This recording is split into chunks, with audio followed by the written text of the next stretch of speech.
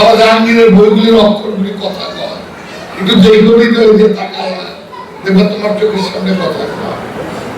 তোমার প্রতিটা ভুল, প্রতিটা লোককূপে খোপে খোপের মধ্যে বাবা জাহাঙ্গীরের কথাগুলি ঢুকে পড়বে, যদি তুমি হৃদয়ে নিয়ে ভালোবাসা থাকতে হবে বাবার প্রতি।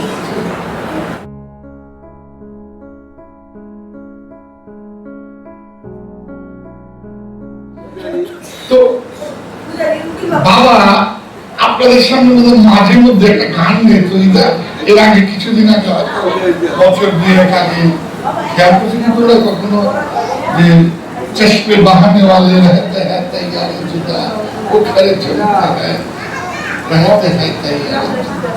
তো এই গানটা কিন্তু কোনো দলিল না,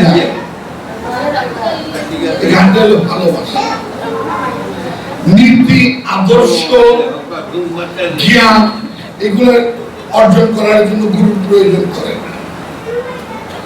আমার বাবা যখন ফেসবুকে বসায় তখন একজন বসে ছিল হাসপাতালের নিচে, সে বলতেছে প্রেস প্যাকেটটা বসাও দেখেন কি হয়। তো প্রেস প্যাকেট বসানো শেষ, তারপরে সে বলতেছে দেখেন 3 ঘন্টার মধ্যে কি হয়, মানে সে আমার বাবার অভিশাপ দিচ্ছে। সে বলতেছে 3 ঘন্টার মধ্যে কি হয়, এই কথাটা বললাম সে হাসপাতাল থেকে চলে গেল। ভক্তের মধ্যে আবু জাহেল আছে, আবার ভক্তের মধ্যে মাওলা আলী আছে।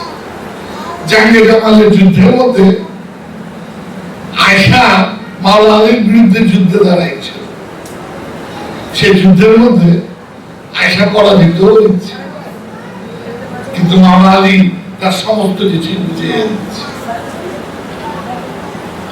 ভক্তদের মধ্যে এই কথা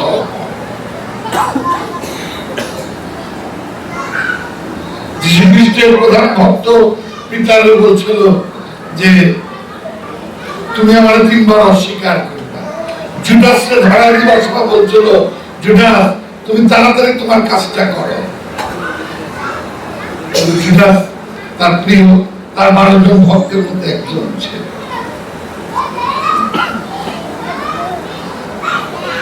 জুডাস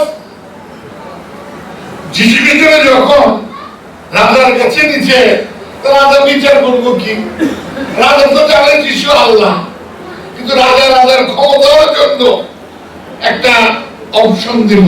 সে অপশনটা কি, একজন ডাকায় মানুষ খুন করে এক সাইডে তারা দাঁড়া করে এলো, আরেকটা যিশুরে দাঁড়া করে, জনগণ যারা চায় তাদের ক্ষমা করে দিল। এখন জনগণ চায় জুডাস এই বারনাবাস আর যিশুর মৃত্যু। প্রকৃতপক্ষে আল্লাহকে ভালোবাসে। আমি আমার বাবারে দেখছি মসজিদে, একটুকুটের মসজিদে রাত্র 2টা নাই 3টা নাই, আমার মা কিন্তু খুব সুন্দরী ছিল, এই মসজিদ থেকে তারা কান্তি আছে আত্মা অনেকে বলো দিনে গালি দেয়, আমি কিন্তু জীবনের একটা বলো দিনে গালি দিই। ওরা আমি কি গালি দিই, ও আমার ইনসা কামদের মীরা, ওরা আমি যা শিখাবো তাই শিখাবো, ওরা আমি গালিটা দেবো কি? আমি বুঝার পর যখন ভণ্ডামি করি, এটা খুব খারাপ, জানি না সেটা মহানবীর একটা হাদিস আছে, শিশু বাচ্চারে তুমি যদি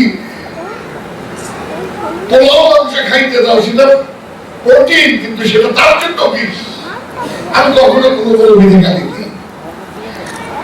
এই যে কালকে আমার বাবারে নিয়ে যাচ্ছি, আমাদেরই পাশের এক মসজিদের মুয়াজ্জিন সাহেব বাবা নিয়ে যাচ্ছে হাসপাতালে।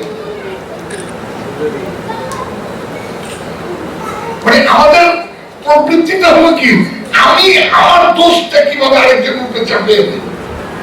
আমি কখনো চিন্তাই করি না যে আমি দোষে পড়ি।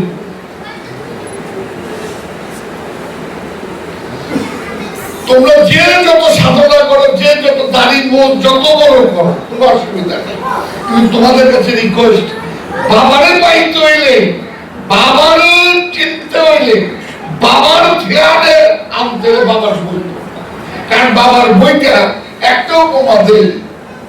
মোহাম্মদপুরের এক লোক 35 বছর আগে বাবার একটা মারেফতের গোপন কথা কিনছে, সে যে কোনো একজন বড় মাস্টার। তো ওই লোক তার ছাত্রগণ যখন ম্যাট্রিক পাস হয় তখন বইটা দেয় করবার দিকে, বইটা দেয় এই বইটা তুমি একটা কইরা আমার বইটা ফেরত দিবা, সাইকেল লেগে তোমার মানুষ হওয়ার জন্য বইটা দিলাম। তো বাবা জাহাঙ্গীরের বই, আমার বাবা লিখে না, আমার এখান থেকে বুঝতেছে লিখে না, বাবা জাহাঙ্গীরের বই তোমরা পড়বা, কোনো কাজে একটু কথা কিচ্ছু না। বাবা জাহাঙ্গীরের বইগুলির অক্ষরগুলি কথা কয়, একটু যেগুলি যে তাকায় দেখবে তোমার চোখের সামনে কথা কয়, তোমার প্রতিটা ভুল প্রতিটা কূপে খোপে খোপের মধ্যে বাবা জাহাঙ্গীরের কথাগুলি ঢুকে পড়বে যদি তুমি হৃদয়ে নিয়ে ভালোবাসা থাকতে হবে বাবার বই।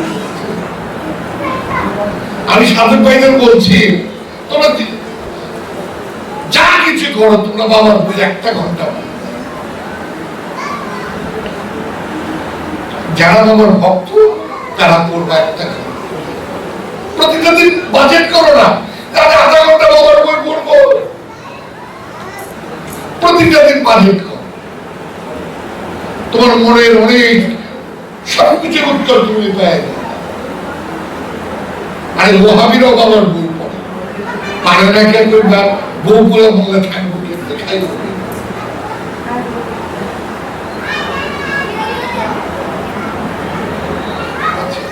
আমি